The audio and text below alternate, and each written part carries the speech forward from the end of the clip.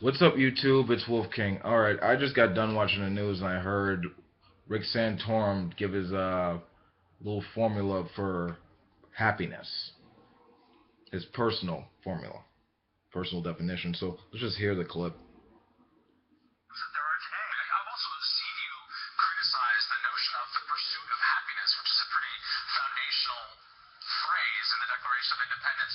What do you mean by that? Why should we be at all afeared of the pursuit of happiness? Well, I don't know where you're reading. I'll refer you to another book I wrote, and I explain my view of the pursuit of happiness in great detail. The pursuit of happiness is one that I didn't quite understand when I read Life, Liberty, and Pursuit of Happiness, thinking life and liberty are great, profound, fundamental rights. But if you look at it as happiness, I mean, what's the right to happiness? I don't know if you want on your gravestone, there lies Kennedy. She was happy.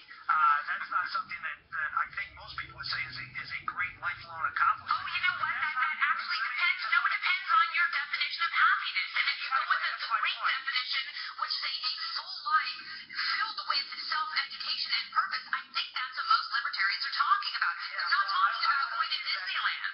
Yeah, I would argue that that's not what our founders were talking about. But the more I look You at mean the ones who were influenced by neoclassical thought that has its roots in Greek philosophy? the more I looked at what our founders were talking about and looking at dictionary definitions at the time and looking at writings at the time, they understood happiness to mean true happiness, not pleasure and enjoyment as we sort of see happiness today, but doing what you ought to do, doing what you're oriented and to use the writing at the time, what God had oriented you to do. In other words, doing the right thing, not doing whatever you wanted to do. All right, and that's basically the clip. Okay, so he gives his own personal definition of happiness and tries to stick that to what the founding fathers wanted and what effectively all of society should want if they want to live like a happy, joyful life. Unfortunately for him, this definition is subjective. That's only dependent on what Rick wants. And what Rick wants is a society where, his worldview steps into the bedroom, tells you not to use birth control or have sex in general, telling people who they can or can't marry, and also extending to having hardworking people not get a raise in minimum wage.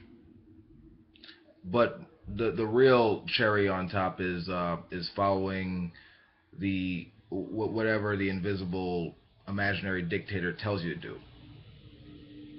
And I think this is kind of, in addition to this kind of being subjective, I really fail to see how this really helps anyone, because in a pluralistic society where we have I don't know, separation of church and state, we also have the concepts of freedom and democracy that not just developed in Greek philosophy but help influence the age of reason, which helped develop the rational enlightenment principles that this liberal democracy, i.e., the United States, actually stands on.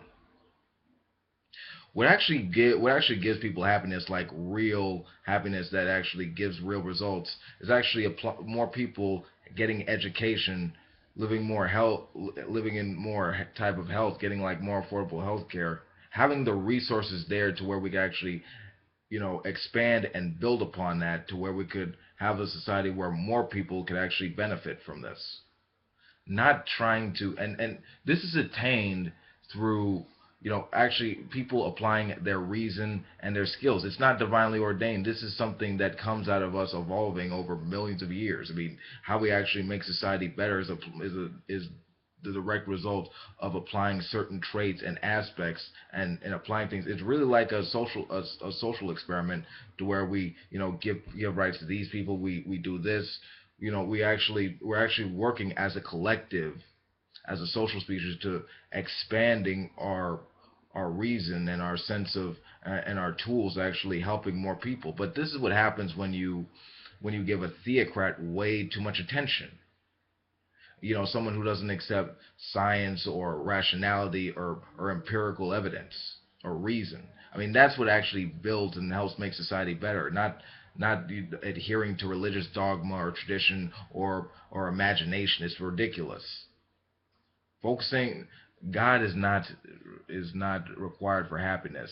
All right, applying rationality, free thought, and empirical evidence is the thing that actually emancipates people from delusional fantasies and actually getting them to where they can get the foundations and develop that for the sake of happiness.